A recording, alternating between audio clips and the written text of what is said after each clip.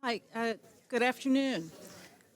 I'm Bernie Bond, Director of Programs of the Albert Shanker Institute, and I'd like to welcome you to Disrupting the School to Prison Pipeline. The Can latest. you guys hear us back there? Hello, we're about to start. It says it's on. Is it on? Okay, we're about to start. So I'm going to use my cafeteria voice. Can you hear me now? Okay, Bernie.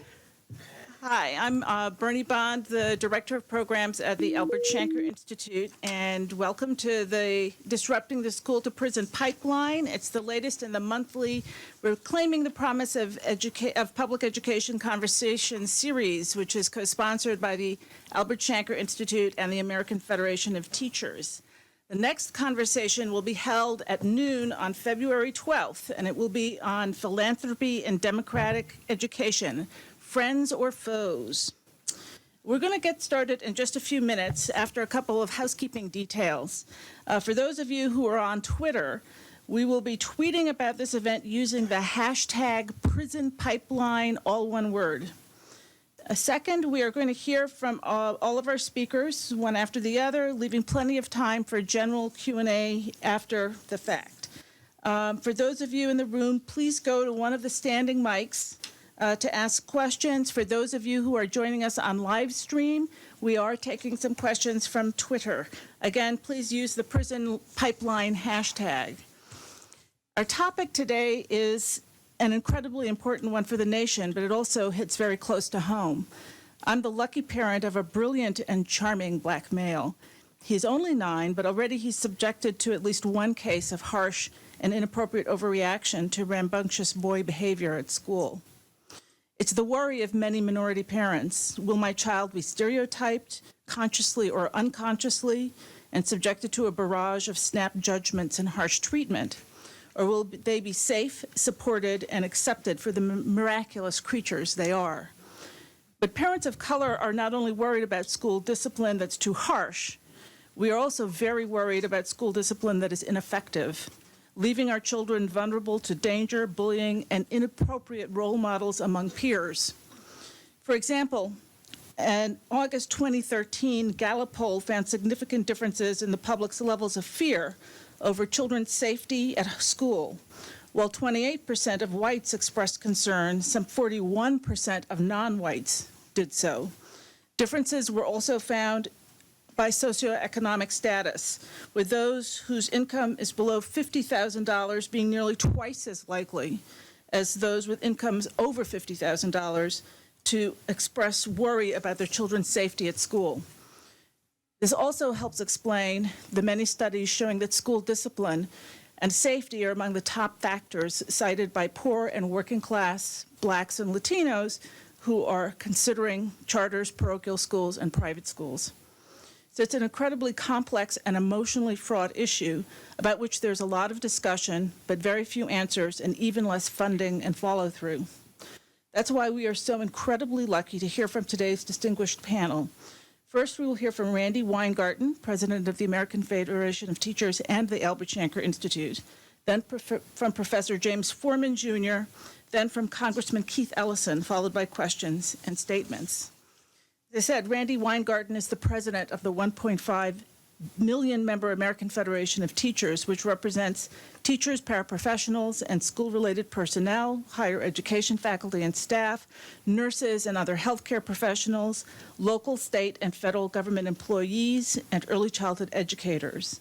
Prior to her election as AFT president in 2008, Weingarten served for 12 years as president of the UFT, AFT Local 2, representing approximately 200,000 educators in the New York City public school system.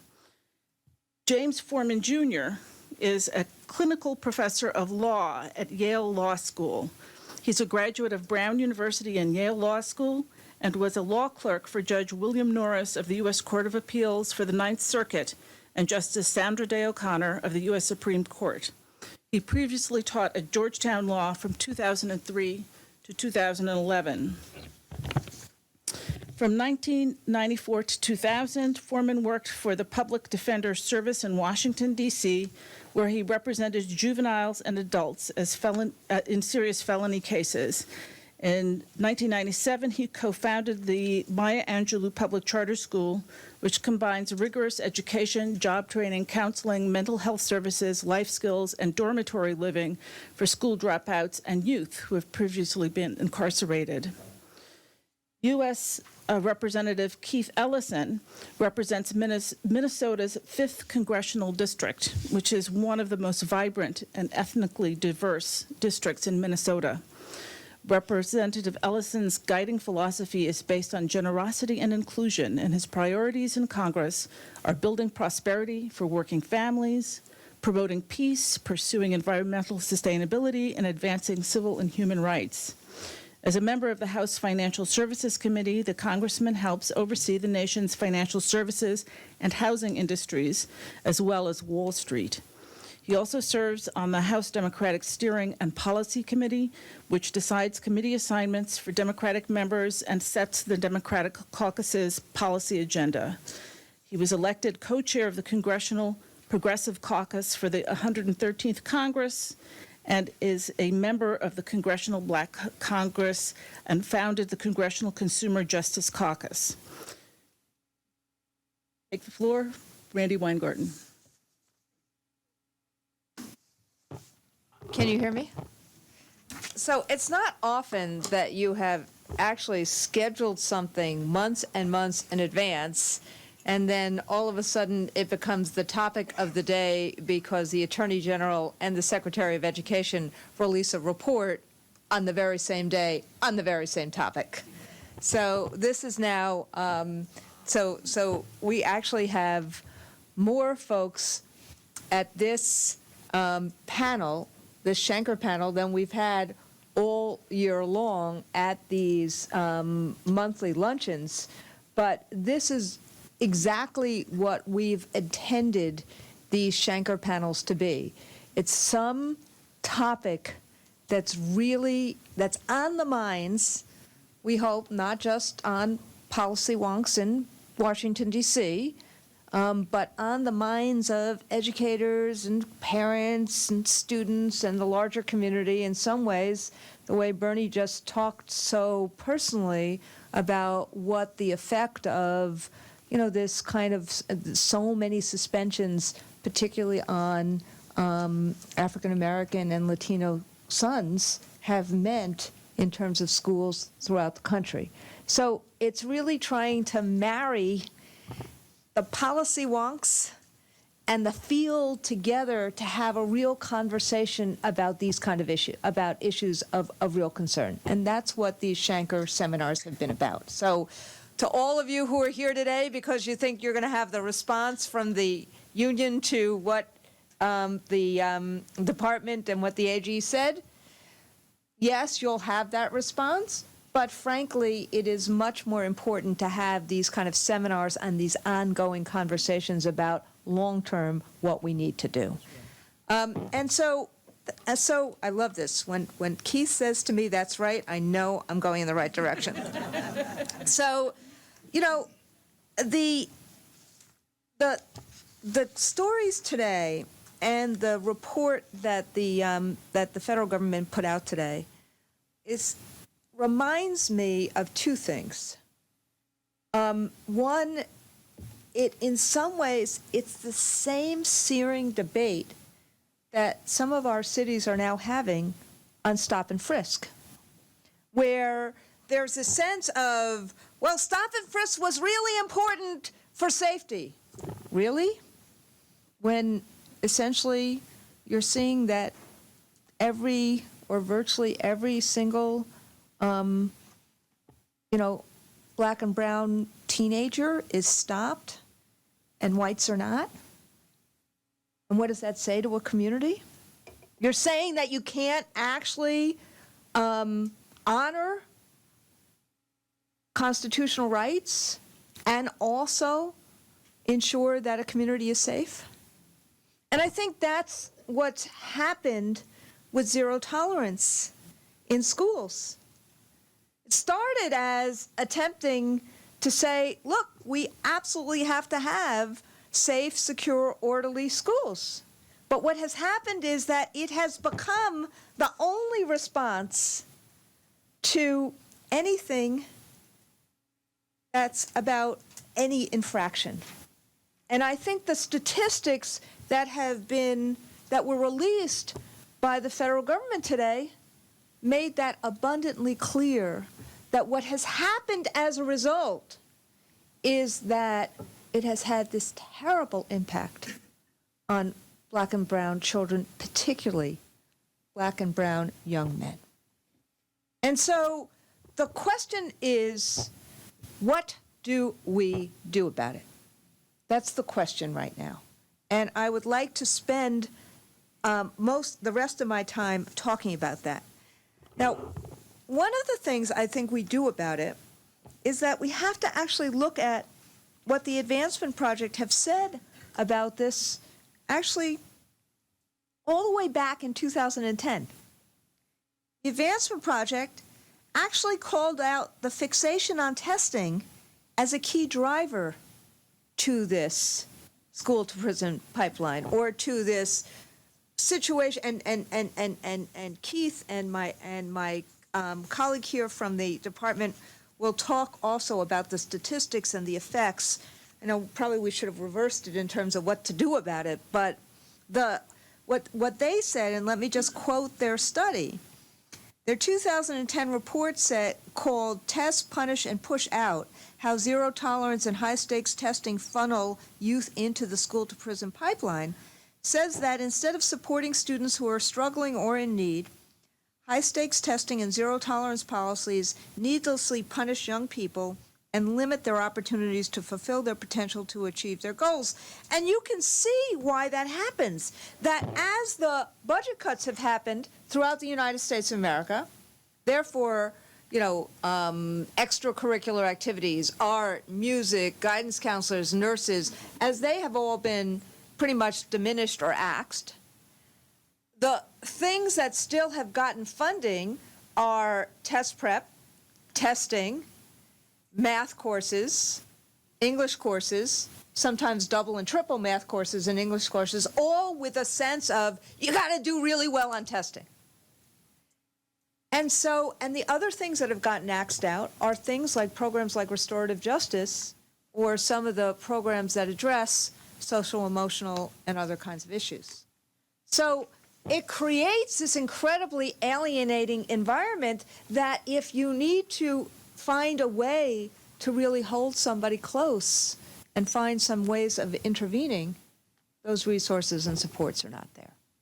And in some ways, what zero tolerance did, and this is the only warning across the bow that I would actually ask you to consider, is that zero tolerance did what No Child Left Behind did, which is saying, we have a problem, we have a problem, we have a problem, and the way we're going to solve it is through sanctions, sanctions, sanctions. And we got to break that cycle. Even with now, we see that there's a problem. We have to move away from zero tolerance. And those who haven't, I think and I'm glad to say that my union has moved away from it over the course of the last year or so anyway, with the work that we've done with Atlantic Philanthropies and whatnot. But what we can't do is we are not going to sanction our way to success in schooling. So having said that, let me just end by saying we've spent a lot of time doing some work in some of our locals about how do you, even in these tough economic times, create a support net, intervention net, a safety net, where you actually are keeping kids in schools and you're creating a safe, respectful environment for everyone in schools, kids and educators alike, where kids can thrive, particularly at-risk kids. And so these are the things that we would suggest you do, some of which were in the report that Attorney General Holder and Secretary Duncan released today. But these are the things that we would suggest. Number one, ongoing professional development and training. obviously aligned with school and district reform goals, but what's really important is we have to make sure that teachers and other educators have the tools so that they know how to engage in conflict resolution, cultural relevancy and responsiveness, behavior management, social justice, and the kind of positive school discipline, school climate role that they need to do. Behavior management is probably the hardest thing for teachers to be able to do. And we need to spend the time helping them learn how to do this with real confidence, so that they don't get, so that they engage, so that they can actually do what they need to do to keep kids in their classrooms and in schools. The other things are things that people know about already. Things like restorative justice programs. So that is one of the things that I find to be one of the most interesting examples of some new work that people have done. It's based on, for people who don't know, it's based on a concept that a person who has committed a wrong has a responsibility to repair the harm he or she has done, both to the individuals who've been wronged and to the school community. And so what you see is that all the individuals who were involved in an incident then become part of a decision-making process that determines what took place through dialogue, problem solving, and what must be done to repair the harm. It's really a matter of really having kids, as well as the adults, engaged in how to solve a situation. And the focus of restorative justice is collaborative rather than adversarial, and it focuses on relationships rather than rules. Other things people have seen before, like peer mediation, we've had that in schools for a long time, but we need the resources to do it. The other kind of resource issues are obvious: guidance counselors, enrichment programs, after-school programs, and the like. Audience, I don't have to actually say very much about them. But when you have a combination of these kind of adult resources and peer mediation and restorative justice programs, you see what you've seen in Baltimore, where you announced this today. You've seen what you see in Minnesota, where we've been able to cut suspensions and behavioral referrals significantly. In Minnesota, they were cut by half. In Baltimore, I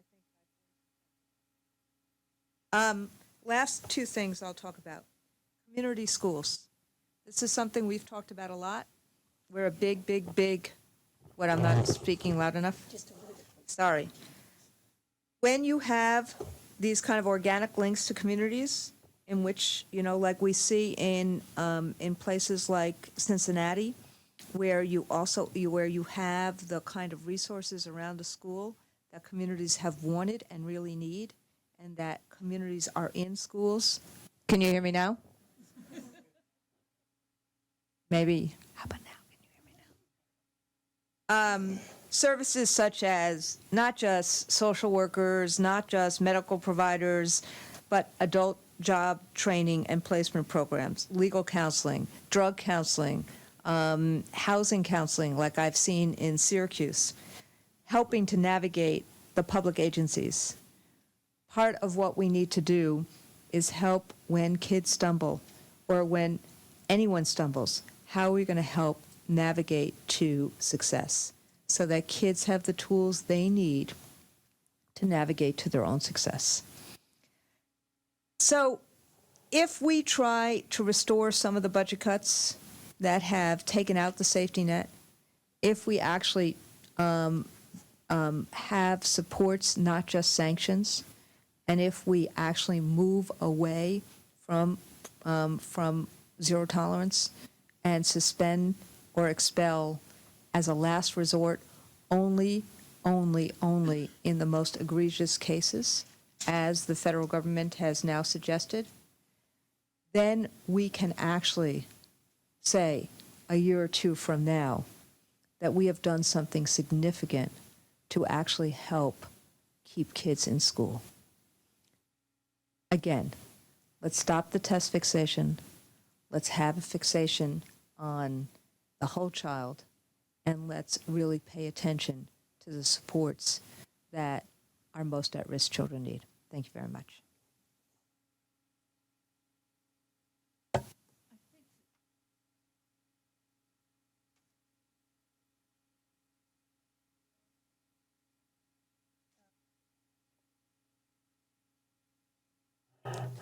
We're going to steal a couple of moments before Professor Foreman and acknowledge Robert Kim, who is the Deputy Assistant Secretary for Strategic Operations and Outreach at the U.S. Department of Education's Office for Civil Rights. He's going to take a couple of minutes just to talk about what happened earlier this morning in Baltimore.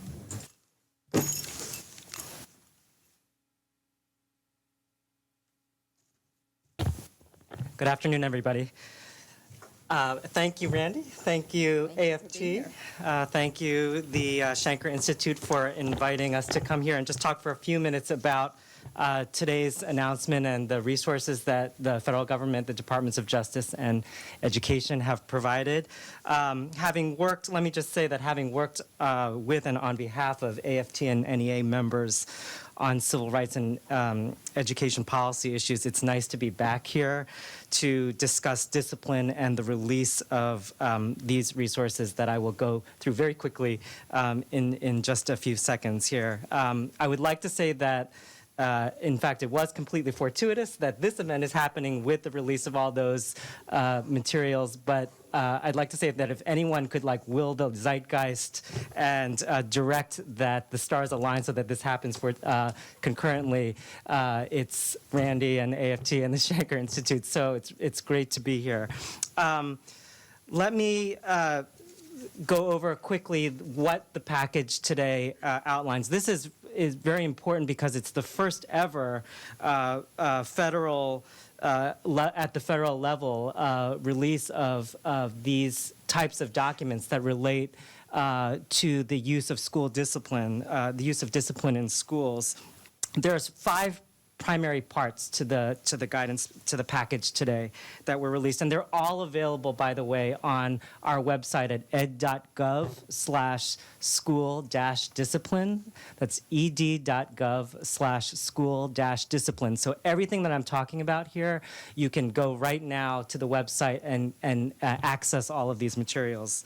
The first is a Dear Colleague letter issued by the departments, my office, the Office for Civil Rights at the Department of Education, and the Department of Justice, that provides information on how public and elementary and secondary school teachers and schools can meet their legal obligations to administer student discipline without discriminating on the basis of race, color, or national origin.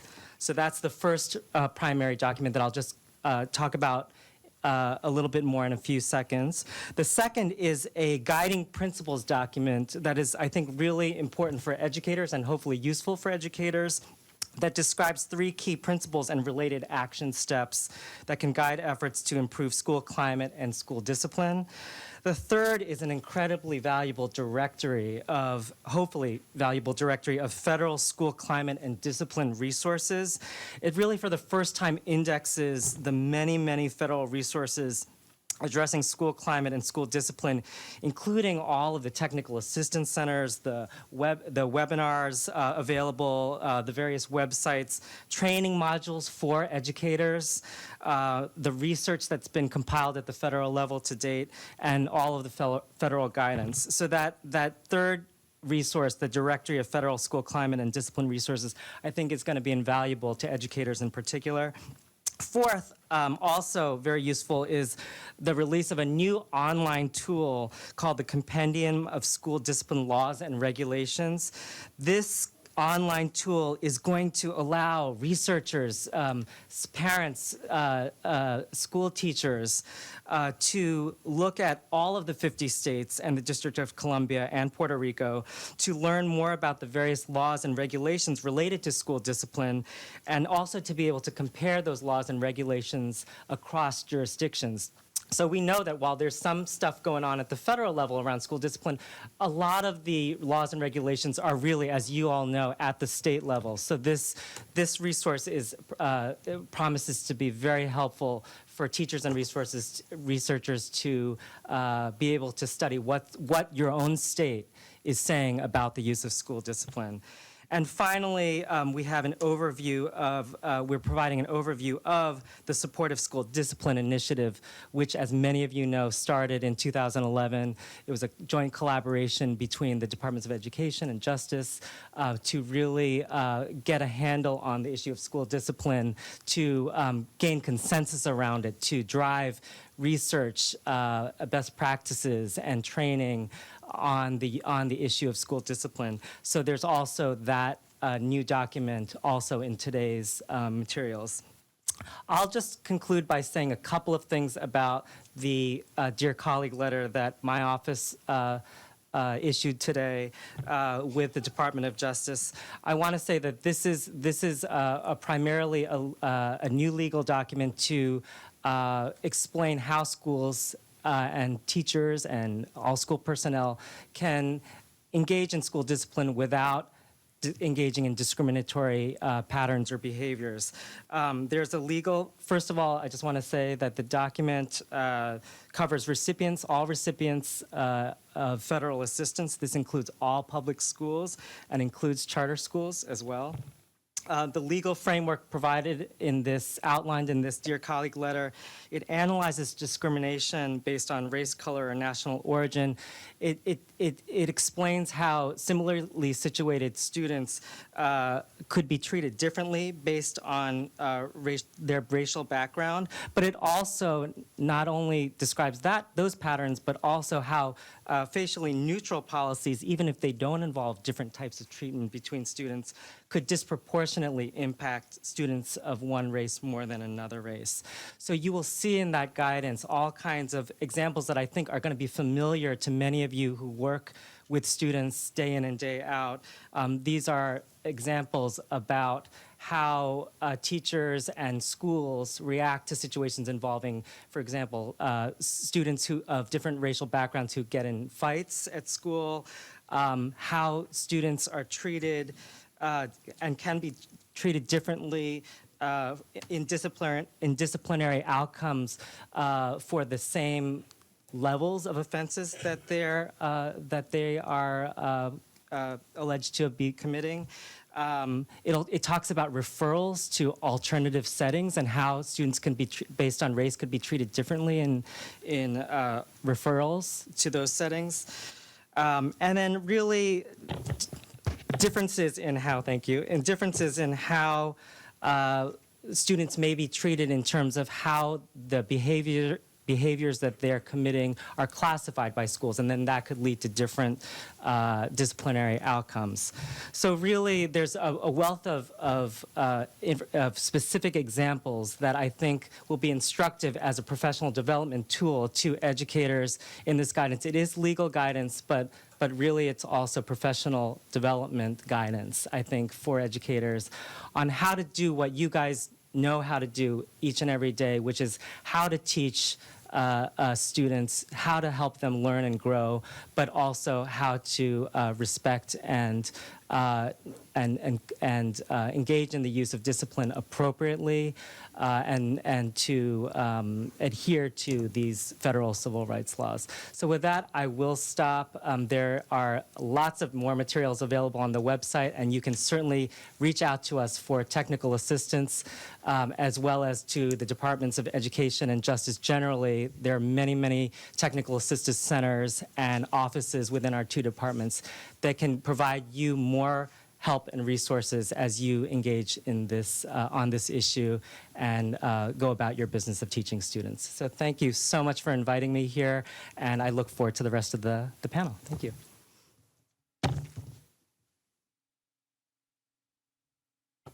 Thank you, Professor Foreman.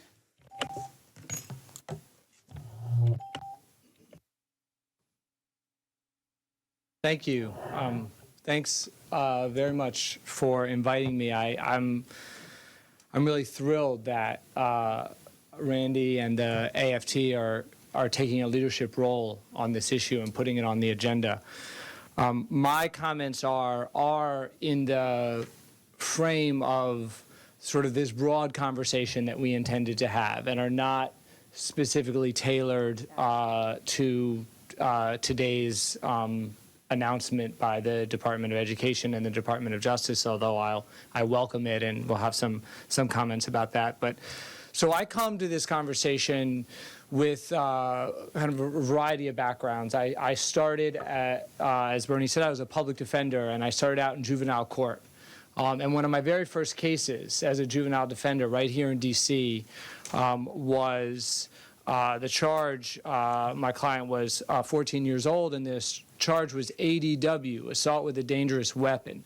Now, in D.C., when you get a charging document, it says ADW, and then parentheses will have the weapon. So typically, you know, the standard is ADW knife, or ADW gun, or, you know, some sort of club. So this said ADW, and then in parentheses it said chocolate milk. Now, I had just started. I had just started. It was only my second or third case. And there's a little tradition at PDS of sometimes the more senior lawyers will like pull a little prank on the new lawyer and see how you react.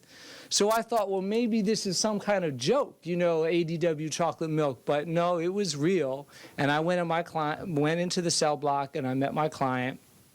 And I went and talked to the prosecuting attorney, and I said, you know, this is crazy, like ADW chocolate milk. Let's just get rid of this case and dismiss it and move on. And it's really unfortunate that, you know, he's been locked up for 8 hours already on this, in handcuffs, in a cell. I mean, the same cell that you'd be in if you were there on a murder charge. There's only one cell. He was there for ADW chocolate milk. And the prosecutor looked at me and explained that it was two kids that my client allegedly had thrown a carton of milk. And she said, now you might think it was just like loose milk, but it was actually one of those little milk cartons. And I said, you know, like a half-pint milk carton, like the kind you get at lunch? And she said, yeah. And she was totally adamant that this was not a mistake. This was an appropriate charge. Now, I was practicing now in the beginning of the zero tolerance era. This was the mid-1990s when really this had begun to kick off.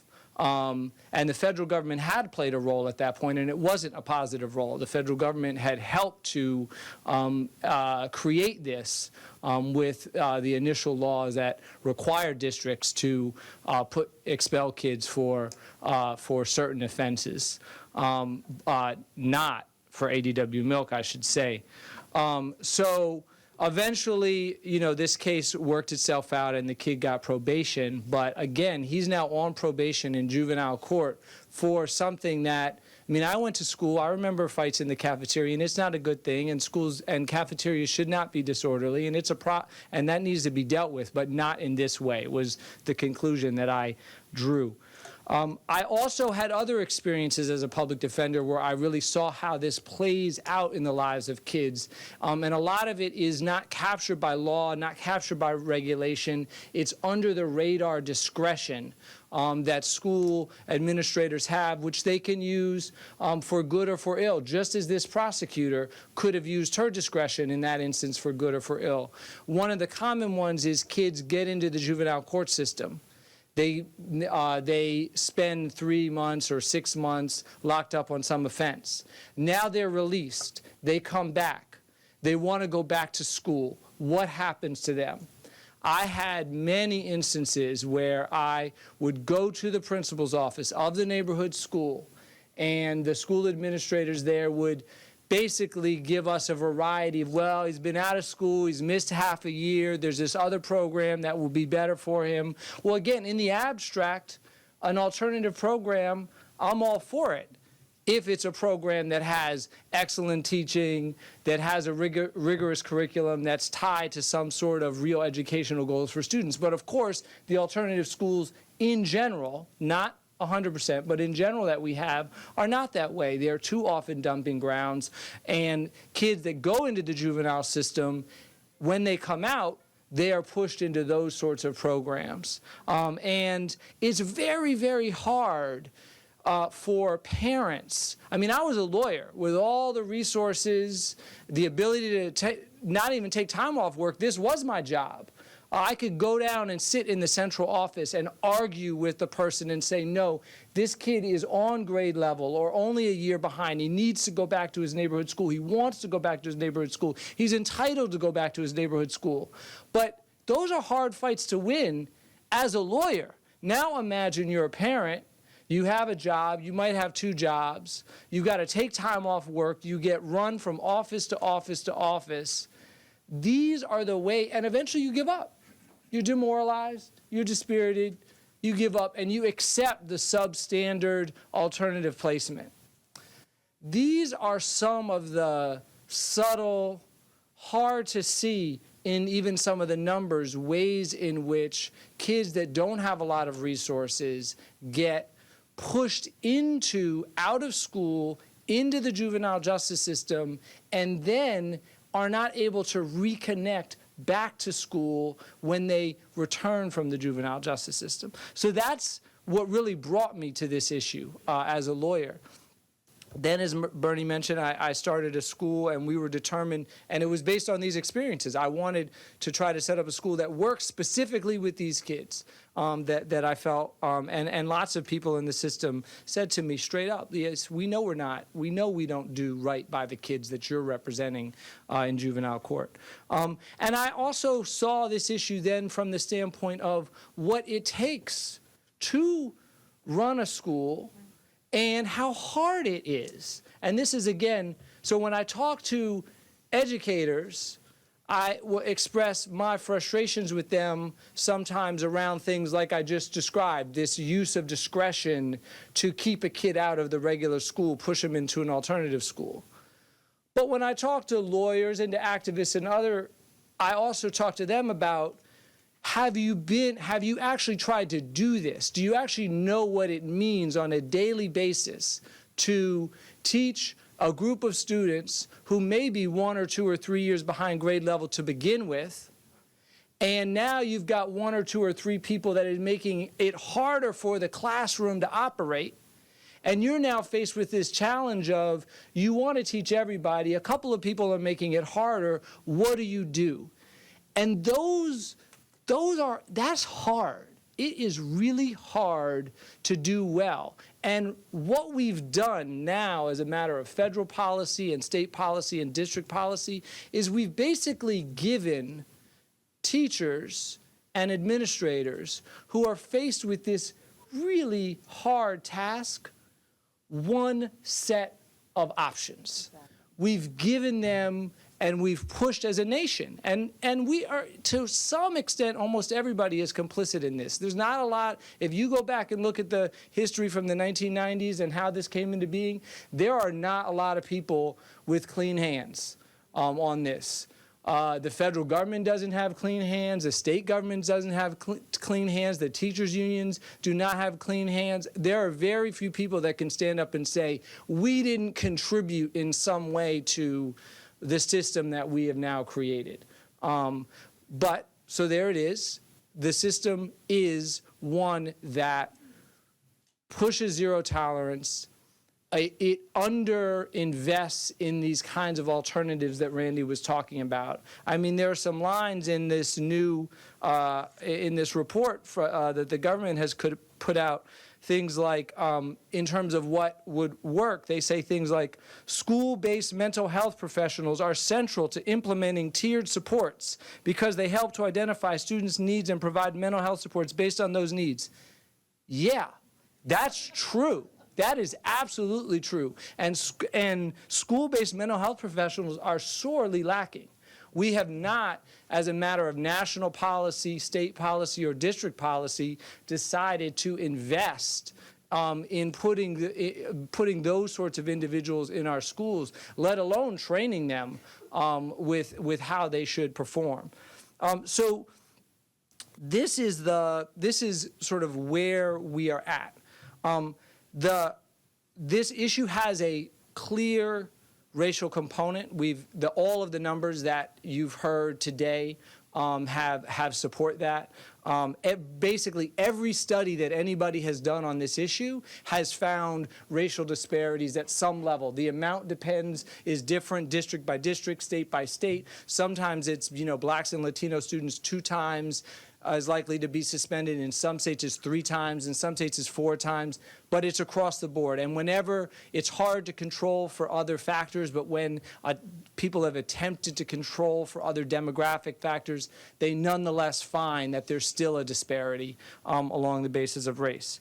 However, we should also be clear that it is beyond a racial issue as well. There are plenty of communities where the kids are almost all white that have a problem with zero tolerance, that have a problem with excessive use of suspensions and expulsions. So the numbers for black students and Latino students are especially and egregiously bad, but this is a national problem that affects every community. We are in terms of over-relying on these punitive measures. And I wouldn't want us to lose sight of that, even as we also very much keep appropriately our eye on the racial disparity question.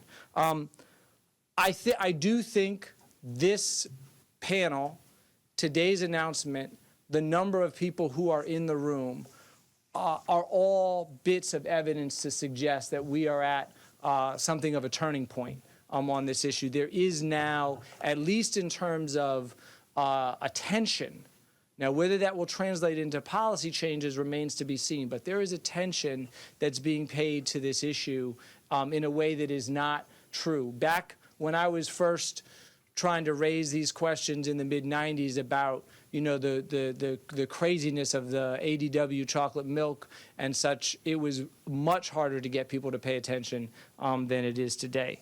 And today's announcement from the federal government, I think, is a step in the right direction. But I do want to, talk about some things that I think we need to do and to keep an eye on to make sure that this translates into real change going forward. So first of all is something I alluded to when I talked about my experience running a school that has struggled with some of these very same issues. And one is the recognition that these are not, this will not be easy to solve. There are some low-hanging fruit, let me be clear. There are some examples, whether it's, kids getting suspended and expelled for discipline infractions like, having a cell phone that they're not supposed to have, or some of these some of these codes of conduct that allow for suspension and expulsion for these very broad categories like willful defiance of instruction. And that there are some really clear examples and the Department of Education, OCR, has highlighted some of these that could be changed quickly, and it would make a real difference. Once we move beyond that, though, we do get to some harder challenges, and those are some of the challenges that, as I indicated, will require these additional resources. This is the thing about zero tolerance as a solution. It's quite easy. I mean, it's quite easy to come up to put some metal detectors, to get a school resource officer to say, we're going to suspend you or expel you for these list of 10 infractions. And then when it happens, the protocol is straightforward. Teacher sends the kid down to the principal looks down at, or assistant principal more likely, looks down at the list, check, make the box, done, suspended, happens again, expelled, done. It's much, much harder to create that, first of all, positive school climate that will reduce the likelihood that the kids will get into trouble to begin with. And it's yet harder to create and put into place and have effective restorative justice, peer mediation. Randy talked about these things. It's real easy to say you have restorative justice, but it's real hard to do restorative justice well. It's much harder to do it well than it is to do zero tolerance at all, which is one of the reasons why we have less of it. So we need things like the resources that it sounds like are being put online, and that's a step in the right direction. But we need more than those sort of online resources. We need funding for things like I talked about before when I talked about the mental health counselors. The other thing that we need accountability. And what I mean by accountability is, one, we need to focus on the ways in which, Randy talked about this, but some of the ways in which our existing accountability metrics can actually make matters worse. That's true. We also need to take a look at ways in which we could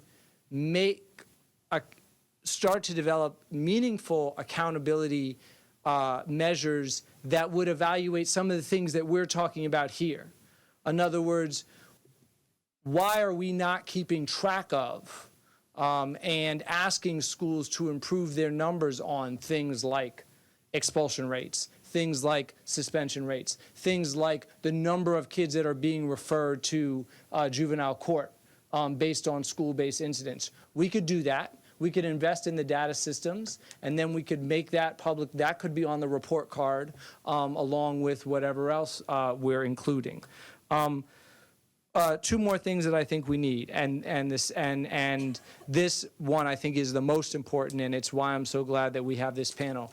We need leadership on this issue, and we need it to be especially from educators. And that's why I think this is the beginning of a critical conversation, because lawyers and activists have played some of the lead roles on this issue, the Advancement Project, the Civil Rights Project out of UCLA. There have been some organizations that have really been pushing this issue for a number of years. But educators have to take the lead, because at the end of the day, everybody else is going home. The lawyers are going home.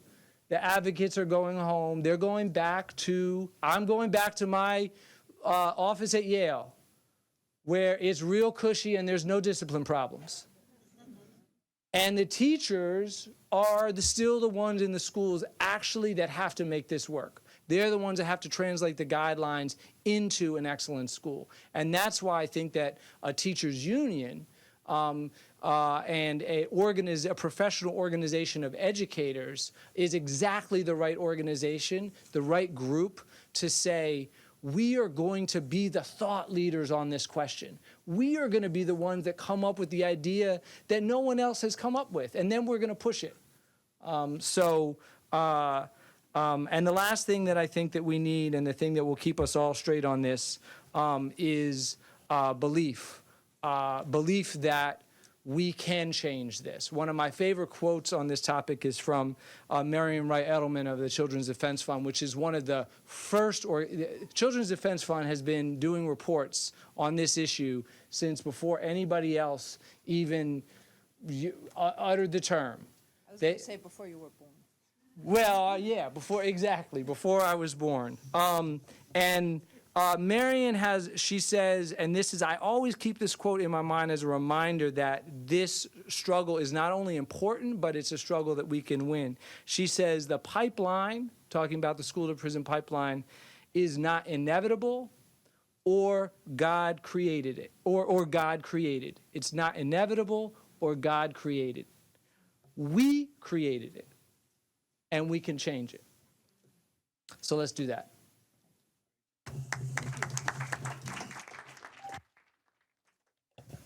Well, let me say thanks to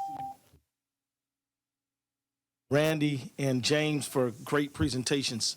I want to say absolutely, it's exciting that we're here at AFT having this conversation, because if AFT can talk to its members and say, look, you guys, instead of the whole zero tolerance thing, we're going to actually engage kids, parents. We're going to do this thing a different way, understanding all the time that every kid has an opportunity and a responsibility and a right to get an education. And we're not going to come at you with a lawsuit or a threat or a report trying to put you down. We're going to come at you as a partner who cares about you and recognizes that you're, one, absolutely dedicated, two, well-trained, three, under a lot of stress and under-resourced, and we're going to do this together. And that way, I think that it has a lot of power. And I think that James is absolutely right. If this thing were a cake, everybody'd get a slice. But the reality is that educators and administrators are in a unique position because they have credibility with teachers, administrators, and parents to say, look, we're gonna come at this thing in a whole nother direction. So again, thank you guys for having this panel. It's so very important. Let me also say, I have my own little story. Before I went to Congress, I was a criminal defense lawyer. I was director of something called the Legal Rights Center in Minneapolis, and I had a case one time where my client was, I guess, interested in some little girl, and he took her pager. This is back in the days of the pager, right? And he wouldn't give her back her pager, and she called him a name, and he called her a name, and he threw her pager. She then told the school. The school then referred it to the police, and not only was he expelled from school, but he ended up talking to me, and we ended up negotiating, again, very light probation, but probation nonetheless. And it disrupted his whole life. It took him out of the school he was going to, gave him a sheet, all of that, and it was sad. And I'll never forget the girl's mother saying, "What are we doing in juvenile court over," and her word was, "a damn pager." And so, this whole thing kind of really kicked into another gear, I believe, after the tragic death of Lynn Bias. Congress said, we're going to have another war on drugs.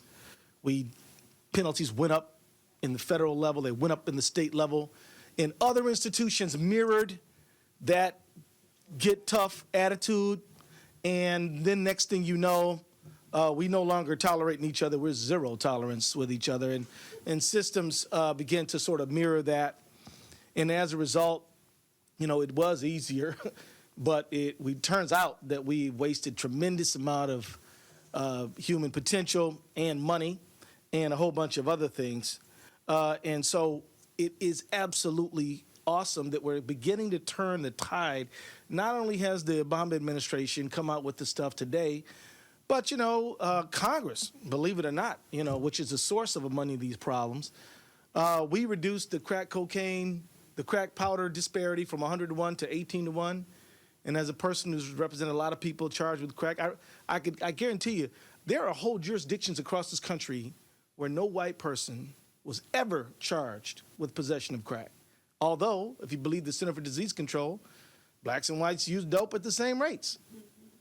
But were not arrested, incarcerated in the same rates by any means. And so, the bottom line is this whole war on drugs has bled into this school discipline policy. And yet now we're seeing Congress is trying to do a little better, not fast enough, not nearly enough. There's a lot of discussion. Even the Attorney General said mandatory minimums. We need to get rid of mandatory minimums. Always a bad idea, never a good one. For Congress to sentence somebody who they've never met over and above what the judge can do. And no matter what you think of the judge, the judge is in a better position to sentence than Congress is. And yet we took that away through mandatory minimums. So it's not over yet, but the discussion is certainly there. And so we see daylight at the end of the tunnel. Everybody's questioning the war on drugs. Everybody's saying that we have gone too far in this direction. And so maybe we are at that propitious moment where we can turn it around. And so I just want to encourage the Obama administration to keep it up. You guys have a lot of power in terms of shaping public opinion. And I tell you something else interesting.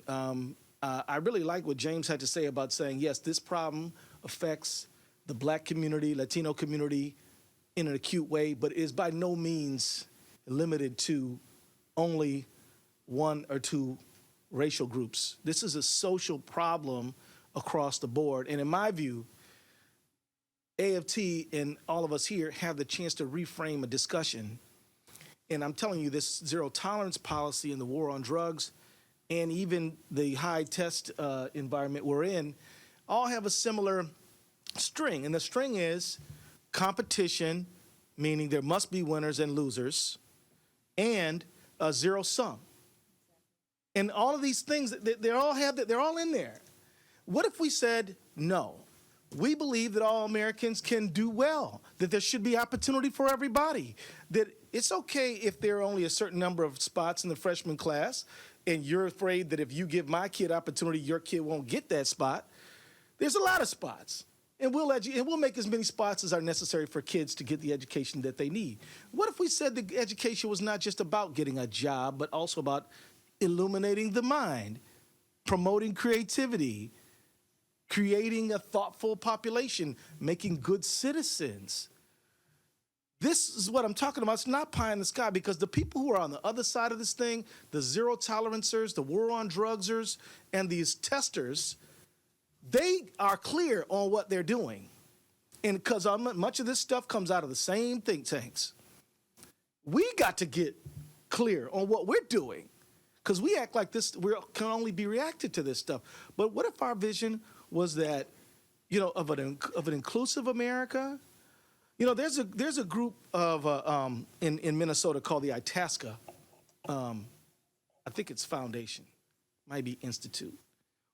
And these are a bunch of profit-seeking corporation people who commissioned a study that came up with this result, which is obvious to all of us, but was startling to them.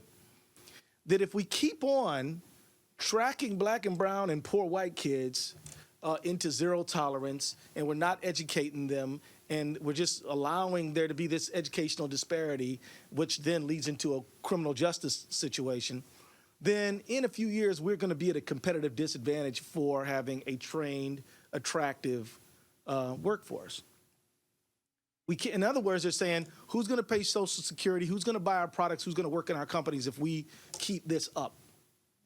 Now, I hate the transactional nature of that thought process, but I like the idea that they at least see it as in their interest to change the system.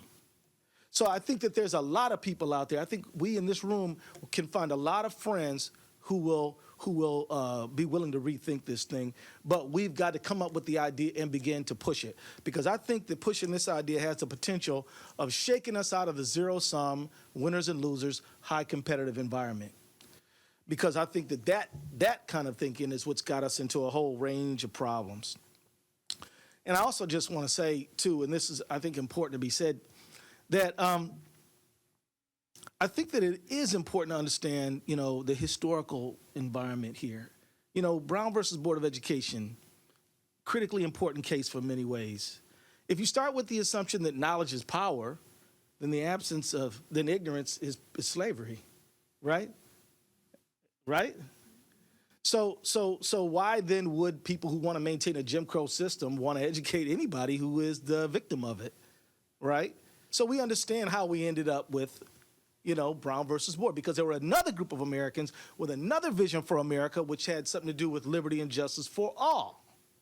And they fought against the other people to try to create a system in which we had an inclusive society where everybody could try to be successful. And those people who fought against the Jim Crow system in education and many other areas of life were enormously successful. And I think that we gotta pay homage to them, but you can never ever think that you're not gonna have some major league backlash whenever you try to change a system.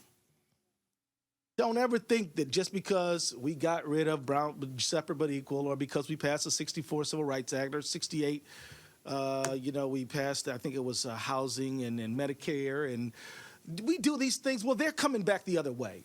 And they're not going to say what they said before. They're going to clean it up. They're going to make it look a whole lot nicer. In fact, I heard somebody say this morning, we can't possibly pass a bill to extend unemployment insurance for the people who lost it, because if we were to do that, it would disincentivize, the people's, who lost it, and that we'd kill their work ethic. So make it look nice. Now, you and I know that's transparently crazy, but, it's said with a straight face in the halls of Congress. So what do we do now? I think one of the things that we've got to do is just call for the elimination of zero tolerance policies.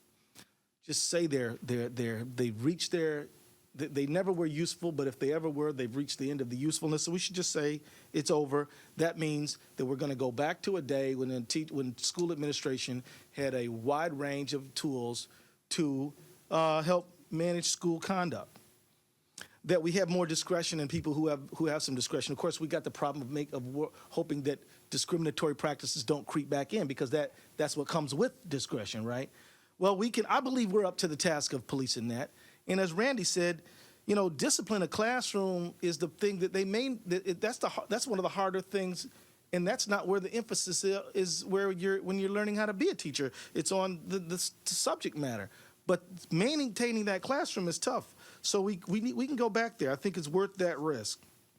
I think we also need to do something. We need to do something which you're not allowed to even talk about in Congress, which is spend some money on decreasing the counselor to student ratio. Because at the end of the day, it's really not the teacher. I mean, the teacher has the responsibility for some disciplinary maintenance. But when there gets to be a problem and the kid is disrupting the classroom, there's got to be somebody else who's not going to throw the kid out of school, but who can say, whoa, whoa, whoa, whoa, whoa, whoa, whoa. Who loves the kid, who loves the job, and who believes that, that you can get this through when I went to school, when I was in school, there was no zero tolerance policy. So we don't have to have it. But we need people who will help. And it's interesting. I was talking to a guy who went to a school in my district that I represent, and was in that school in the 1930s, the older fellow who told me in the Depression, he went to Edison High School in Minneapolis and was issued a tuba and a uniform to be in the band. Now they want $80 on a student service fee at a public school, and that's the norm. And I know that because I got teenage kids. So And no tuba. right, and no tuba, and find your own tuba.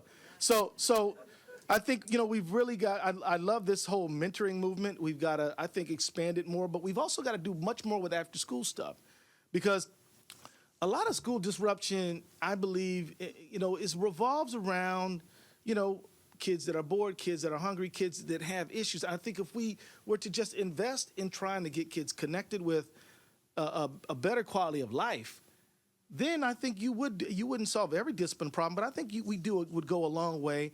And I think that extracurricular activities will help. I mean, if you know that your bad behavior is going to get you kicked off the football team, you might act better, but we don't even have those levers anymore. Or if they do, they're out of the financial reach of kids. My daughter's in the choir at her high school. They're over here asking me for $300 for her to go to a trip across the country. Whatever happened to bake sales, man?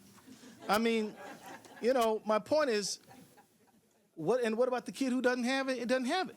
I'm serious. And my daughter goes to a public high school. But, anyway, the excessive testing must absolutely come to an end. It's ridiculous. And as I was talking to somebody beforehand, if my daughter, who's 17, she wouldn't do this, but if I were to introduce her to you, and she looked at the floor, and I said, this is Mr. or Miss So-and-so, and she said, hi. I'd say, girl, would you look this person in the eye and shake their hand like I raised you to? Test that. Put that in your little bubbles on that test. It's not there. So much of what kids need to learn is not in that test. And if we want to test, let's make the test about a diagnostic. And you could even use it for overall school performance diagnostic, or for diagnostic for the kid, him or herself. But let's not use these tests just to punish schools and take more resources away. Again, I believe that it is time to call an end to the war on drugs. Let's just say that we will not use the criminal justice system to solve a social problem. We're going to use the criminal justice system to detain people who are dangerous to others of us, but not people who we're mad at, or not people who have an illness. Let's just say the war on drugs has failed and move on from it. There is a lot of public mood for it, and I think this is the time to make that demand. And I think that demand coming from teachers might make people do a few double takes. Wait, what? But I think that it would be very powerful, because what it would do is cause people to think about that. And let me just finish up by saying this. You know, if there's one class of professionals who more than any other class of professionals are dedicated and would open up a vein for our kids, it's teachers.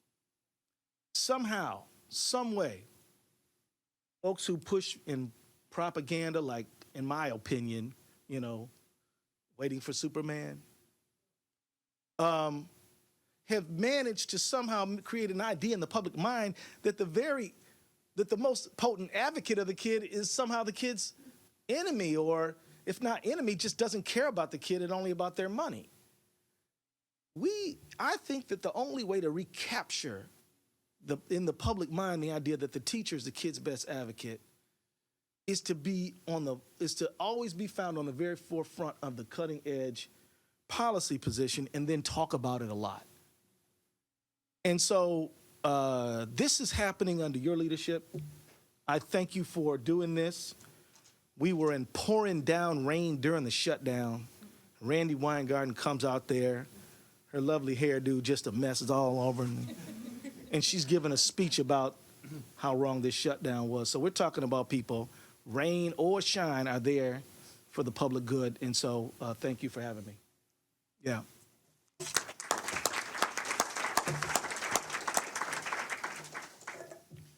Yes. Let me just say, before we open it up, I do think the point that both my colleagues to my left, actually, I don't think you're officially to my left, but both my colleagues to my left said about really thinking about what schooling is for and starting with that.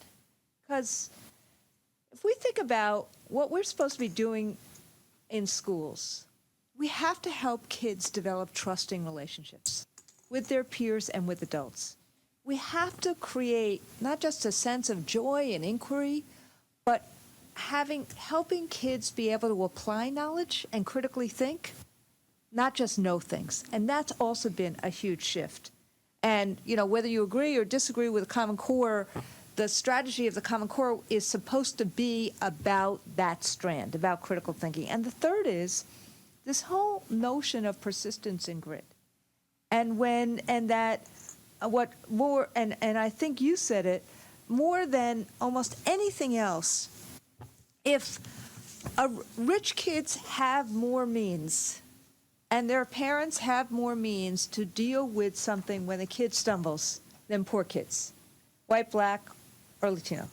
And so if we actually started thinking about what we need to do for kids in those three buckets, then it becomes pretty easy to move away from a hyper testing policy, or to move away from a zero tolerance policy, or move away from any of these kind of sanction-based policies, because we have a different definition of what schooling is supposed to be and what constitutes success. Mm-hmm. And I think, Keith, when you said that about it, it just kind of hit me that part of this is we are looking at an accountability system that really is also outdated for this day and age.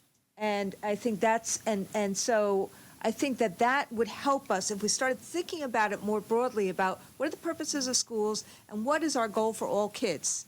So when I say those three things, we're not talking about help kids get to their potential. We're talking about everybody can see, think, feel, and say, how do we get there for all of our kids? Sorry, Bernie. Thank you. Questions? I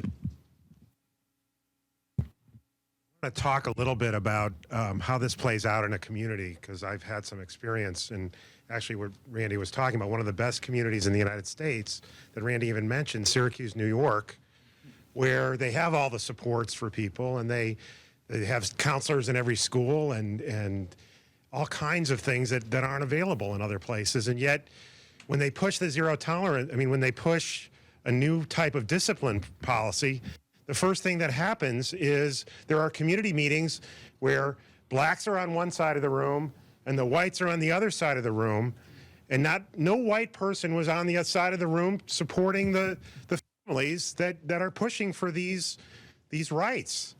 And so I'm just saying that there's a huge racial dimension that's happening in all of our communities, that this is, they're afraid to have the kids in the schools. There's more resegregation than we've ever seen.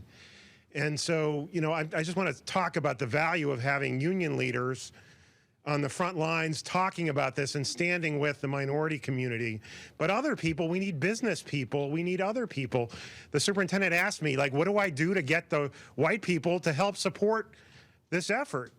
And, she is in a very strange position because she's being sued by the black community for the problems, and she wants to bring the white community out to support it. It's a very challenging situation.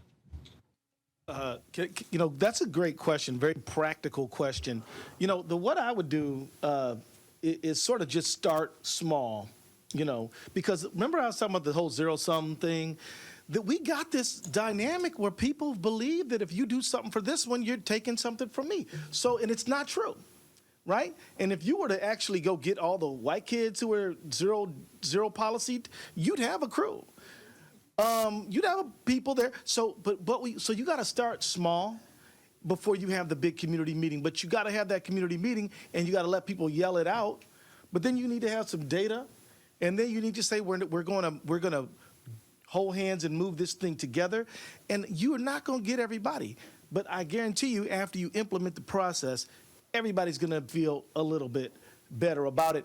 And another thing I want to say is that, look, when I was a kid growing up in Detroit, Michigan, there was a certain sense that we needed to do some black-white healing, solidarity, and people got together in churches and we don't do that no more. We just assume, oh, everybody's cool. We don't have segregation, so fine. And yet, institutionally, that you just put your finger on it. So I do believe we need to continue this struggle of racial healing, but we need to break out of it, because one thing I'm sure about, and I know this because, yes, African Americans got hit harder by foreclosure, but a lot of white people call my office too. And yes, there's probably more healthcare access problems with people of color, but a lot of white people have those problems too. We don't live in this strict black versus white Jim Crow 1953 America. And one thing that has happened as we have made progress on the racial front, and we have made some, we've actually, I feel, lost ground on the economic front with wage stagnation and everything else. And so you're going to see more technicolor poverty. And so we've got to be bold, brave, persistent. If you could identify yourself before the question.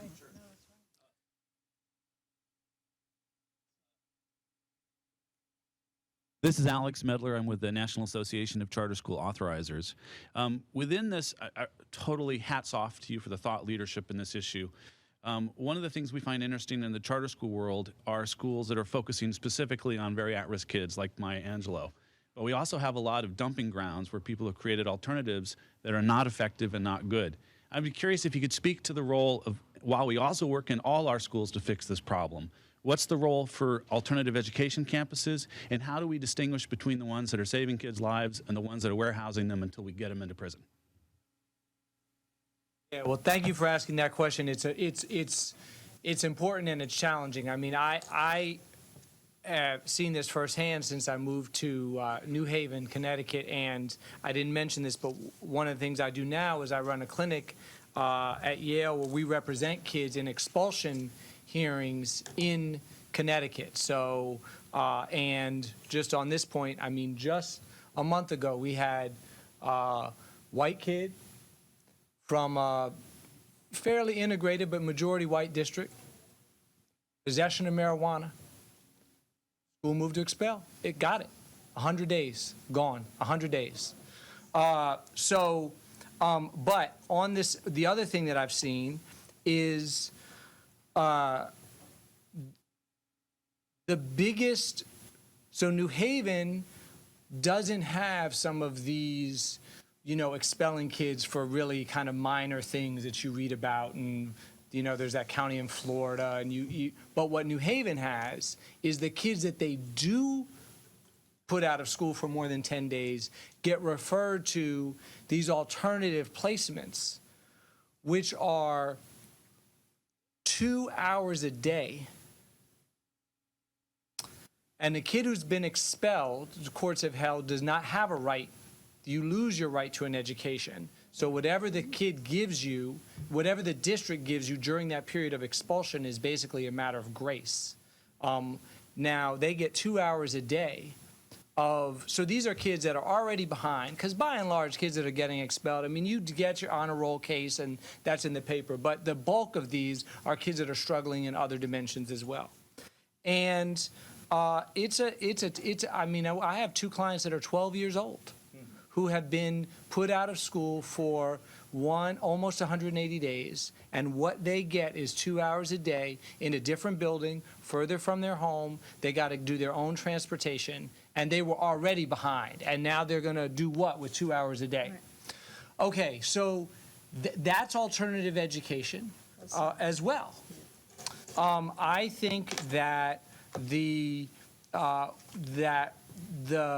alternative schools have to be judged by a set of metrics. They're not exactly the same things. There has to be more flexibility. There has to be more discretion. There has to be a particular emphasis on trying to measure growth. There has to be a particular emphasis on measuring certain things like leading indicators like re-engagement. So what is the attendance rate? For a kid that hadn't been going to school, the attendance rate is, incredibly important. Things like that. Some of these broader school climate measures that we're talking about, how safe do kids feel in school? Those are things that are very important in evaluating alternative schools. So I think, your organization and some of the other organizations, I think, are doing good work on trying to identify, okay, we need a different set of measures for alternative schools, but we have to have a set of measures, and let's apply them. And I actually think when you do apply them, you can start to pretty quickly see some real differences in school quality. Now, that shouldn't be, the numbers can't be the be-all and the end-all. That has to be followed up with more qualitative in-person visits. But I think when you put all of that together, that to me is what kind of assessment and measurement of alternative schools looks like. But I want to just actually be a little bit controversial, which is I would actually like to see, and I say this as someone who started 2.5 charter schools in New York, one of which is doing extraordinarily well and one of which, has had its struggles. But I'd actually like to see the public schools not become the alternative schools to the charters, meaning that when charters have some disciplinary issues, you see those kids in other traditional public schools. I'd like to start seeing charters actually try to do the same work that we're asking traditional public schools to do. And I think that that would go a long way to also diffusing the tension between charters and traditional neighborhood public schools. Now, Randy has an unexpected invitation to a meeting at the White House, and we'll have to leave in 1 minute. No. We have 5, and it's You not have 5, unexpected. okay. We've known. All right. We wanted to push Okay. this, but thank you. So I'd like to take We have these 5 minutes. next 2 questions. So, Sean Hartnett, and I'm with I don't mind being late for this reason. Center City Public Charter Schools here in D.C. Difficult discussion, so much so you've lost your skirt. On the table. On the table. But we're still at the table. Well, I really appreciate that. And thank you to AFT and the Institute for hosting. I've had the pleasure of working as a teacher, Rochester, New York, Buffalo, New York, New York City, Houston, Texas, Washington, D.C., and San Francisco. Washington, D.C. is by far the most litigious environment I've ever been. So I know that I started teaching when the proliferation of zero tolerance kind of kicked up. I'm sorry. Should I hold it? Just hold it. There we go. So I started teaching when the proliferation of zero tolerance kind of kicked in.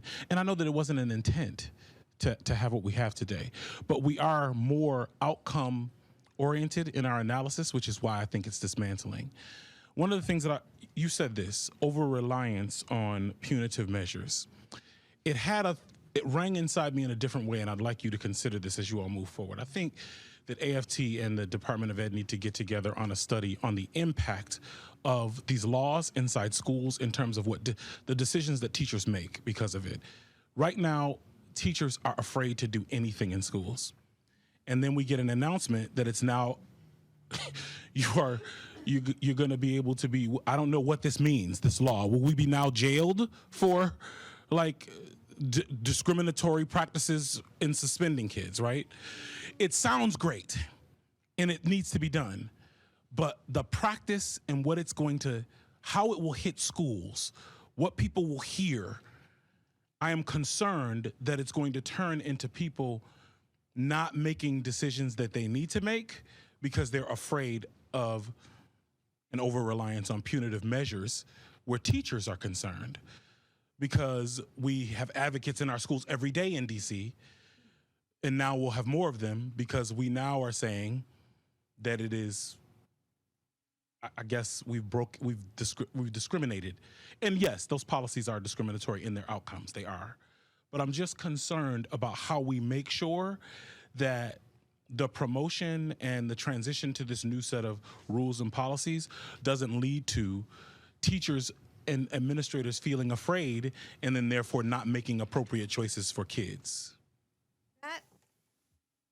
That climate issue is something that we're seeing around the country, where teachers have, because of the test fixation and things like that, there is more deprofessionalization these days than probably I've ever seen, certainly in the 20 or so years that I've been engaged in education.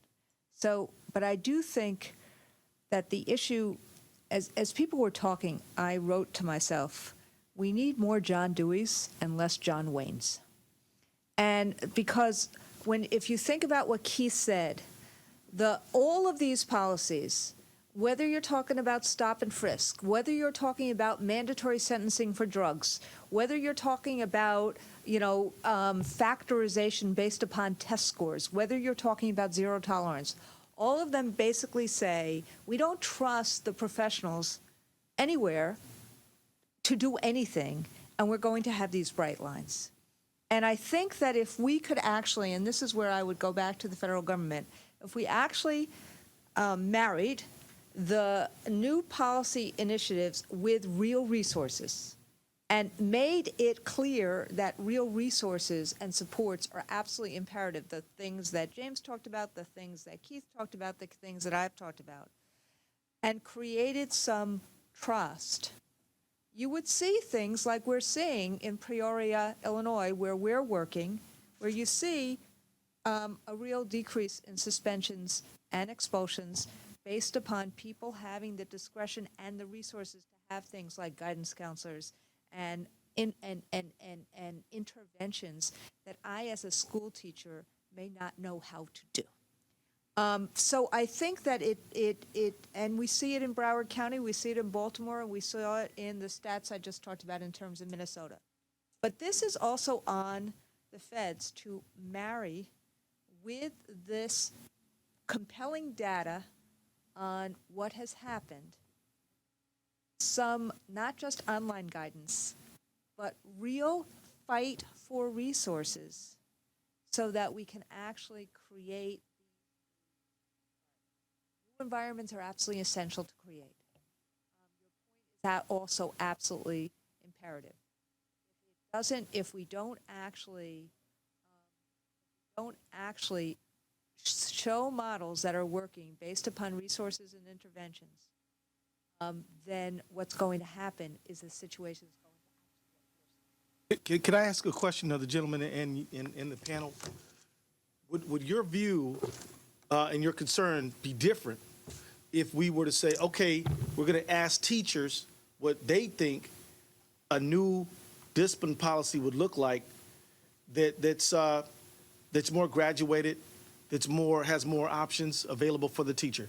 You know, you understand what I'm saying? I mean, part of, I think, what might be concerning you, and of course I don't know, that's why I'm asking you, is that like this is like the new thing. Like, okay, here's the new thing, go do the new thing. Yes.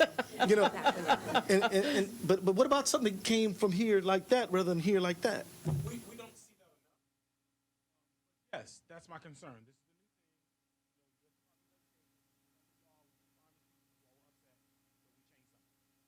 new thing. Now, the lawyers.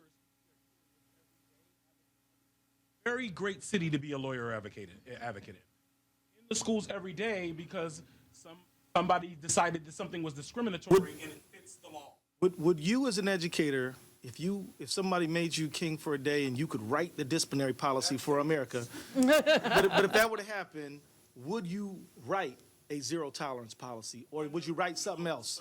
Okay, so Exactly right. so you got an idea of what it might be, and I bet you a lot of your colleagues. I also understand why it was written. I Yeah. understand the intent. Yeah. But the outcomes don't match. Just concern myself that will not match what we wanted because on the ground, the trust that is required in a building, the kind of culture that needs to be present in a building to really keep these things from happening, isn't the work that's being done nationally.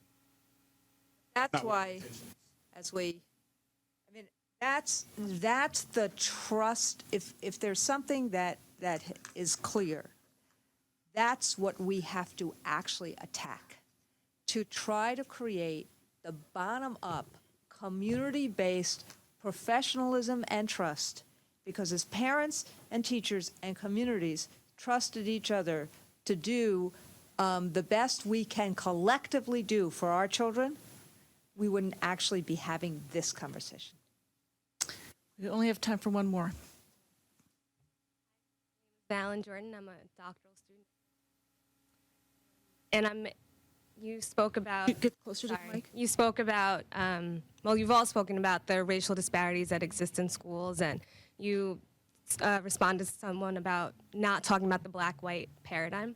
But I'm interested in how you would, I might have misunderstood that, but I'm just interested in how you would engage scholars who ascribe to critical race theory or critical white studies and how they think about the teacher's racial identity impacting the classroom. No, I thought I was clear in saying, look, we're not post-racial or anything, right? We have a society that has racism in it, and it's mostly caught up in institutions and in people's discretion. There is overt racism too. We know that. I'm not declaring an end to that. But what I'm saying though is that it's not exactly the same as our parents and grandparents' experience, right? There are no signs anymore. And another new dynamic is that there's a lot of people caught up in these systems that are not serving them, that are not people of color, right? I'm not. So does that? You still? While you all right. talk about students, poor white students, Yeah. the majority, and you can correct me if I'm wrong, the majority of our teachers in this country have white middle class women. I think there is a racial identity that. They're not so middle class anymore. But the majority of them happen to be white women, and there is research that's out there that talks about how teachers need to engage themselves in thinking about their racial identity and how that impacts. Let me answer your question. I get your question now. I was just wondering. I don't think that I'm not here to like disrupt critical race or theory or anything. It's still worthwhile area to look at, and there are ideas that come out of that school of thought that still have a lot of power and usefulness as we analyze the current situation.